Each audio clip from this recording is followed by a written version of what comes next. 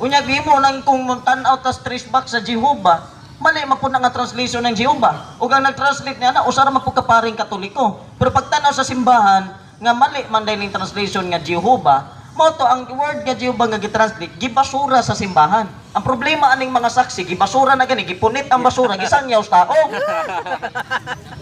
So dili nimo pwede nga naglangkop ang Dios sa usa ka nga naman. Ang Dios ginganlan siya sa kung unsa mo'y iyang kinaiya. Mo gani, God is sometimes described as omnipotent, omniscient, omnipresent. Nga naman, kay pwede tawag na to ang Diyos nga omnipotent because God is all-powerful. Pwede po na to sa tawag nga omnipresent because God is present in all things and places, time, spaces. Pwede po siya tawag nga omniscient. Kaya ang Diyos, ang omniscient niya na, malamon masatanan. So, you cannot describe God in just one name, no? So, bagwa, siya kasabot siya yung gibasa. Ang yun do, ako mao, si Jehovah, o kini maong akong ngalan. Asa may gibutang dito personal nga ngalan? Naawala. Naawala. Ito baga, asa ba? Napagibutang dito personal nga ngalan. Naawala. Yan na ba? Diba, naawala. Wa mo ko mangutanag. Ay, di, kimi ngo nagisgot man tag personal. Mao lagi, mingon tag personal na ngalan. Mao gyud na ang iyang legally. Legally ba? Oh, so karon kimi ngo ako mao si Jehovah og kini mao ang akong ngalan. Wala may ngalan. Nay personal wala. Ang akong Nay personal wala. Wala. Na tubaga. Nay personal wala. Wala. ang imong katungdanan Nawala ba? Kay- Parang mahusay ta ba? ang akong trabaho diri mangutana man lang. So, kana bang Isayas 42:8 mali na o tama na? Sakto ang Isayas imong panabot may mali. Pero wala Oh, may ngalan. hindi imong panabot may mali. Kaya nga naman, ang imong gibasa diha karon, hindi pamesa.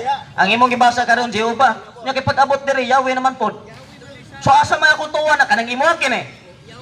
Oh, tanawa lagi. Mao gani ang akong punto diha kay para dili ta magsumpaki, dili ba? Para dili ta magsumpaki sa kung unsa may Biblia atong tuwan, atong sang linawon. Kanang gibutang diha nga ngalan personal na o dili? Dili personal. Gihatag na gani na niya nga mao ni ang akong pangalan. O wala may ngalan gibutang. Oh, ala nga magmangi mo ingon pa siya. Mao ni ang akong personal nga ngalan. Sana man na siya oy. Kanang ato na lang po ang tagaan o kuan gud. Pag-ingon sa Dios dito, mao ni ang akong ngalan. Kung tarungon gyud nimong sabot ang Biblia, wa gyud kay mabasa diha, mao kini akong ngalan o wa nay lain pa. Oh, lagi. So ibot pa sabot dili lang na mo yang ngalan. Pero Diba? So kay bot pa ngalan ni ngalan. Pero bot pa sabot, mao na bud gyud ni ang ngalan. Diba? Mao na bud gyud ni. Giuyunan gani nako na kanang imong Biblia o kani diha sa imuha Yahweh. Yahweh ang naa diha Jehovah. o Jehovah diri. Asa may tinuro? Karon kanang imuhang Biblia Duhan na niingon man pangalan. nga kini mao ang akong ngalan Yahweh. Uyon ka na. Proper name. Wala lagi tayo na proper name. Wa tayo problema kung ang imong itawag sa Yahweh, Elohim, Jesus Christ, because God cannot be described in just one name. Oh. Kapila man day ka pasabton, di paminaw ba? Ang Dios dili mo sa malangkob lamang sa usa ka pangalan. Kay sa kagamahanan sa Dios imo lang siyang ipriso sa usa ka ngalan. Usa man kang klaseng ayo sa basaha diha. Ang punto nako diha, Brad Lito, Pastor Lito, ang punto nako diha, ayaw ipriso ang Dios sa usa lamang kapag paila. Kay ang Dios daghan man siyang pwedeng matawag na paila mo. Nganong imbis nga Yahweh ang atong itawag, nganong Dios man yun. Because God is omnipotent, all-powerful. Dili na to siya malangkob lamang sa usa ka pagkaila o pagpaila. Ang Dios anaa sa kinatibukan. Magkano nang matingala ka, nganong nganay ngalan ang Dios nga Yahweh, mabasa Exodus kapitulo 3 bersikulo 15, amo kay interlinear Hebrew Bible diri sa cellphone. Pagtanaw dito, wayod katumar ka Moshe, El Yahweh, Yisrael, bane. Kung tanawon nimo, Yahweh magigamit ito. Pero nganong Dios man atong gigamit? Because as I said, God cannot be described only in one name. Kay gamahanan ng Dios. Karon, ang imong gibasa sa Isaias 42, imong gibasa diha nga kini mao ni ang akong ngalan. Pero wa man nagsulti ang Dios, mao na gyud ni akong ngalan ug wa nay lain pa. Simple raman ang akong pangutana. Kaning nasulat diri ba? Lisod lang tubag. Wa man ko mo supak og naa pa ba siya ilain nga pangalan kani. Ako mao si Yahweh, kini mao ang akong ngalan. Yes or no na lang. Tama ni sayo. Isa. Simple ra na imong pangutana, lisod lang kapasakton. Di paminaw ba? Sama na tama Sa- na o dili. Walay problema lagi. Pero ayaw siya ilangkop ngadto sa usa lamang kangalan. Lagi. Lagi sa hindi ingani kaya mahumanta. Lagi pero mahumanta. Sakto na ya kung usa may ibasa dia, sakto pero dili na mo sa maglangkop sa usa ka ngalan. Na usa ka ngalan. Di human istorya. Lagi. Usa pa may sunod. Usa sunod pangutana. Ganiha supak-supak unya mo. Wa man ko musupak niya na. Anak ko sakto na diha. Pero ayaw siya ibutang diha sa usa lamang kangalan.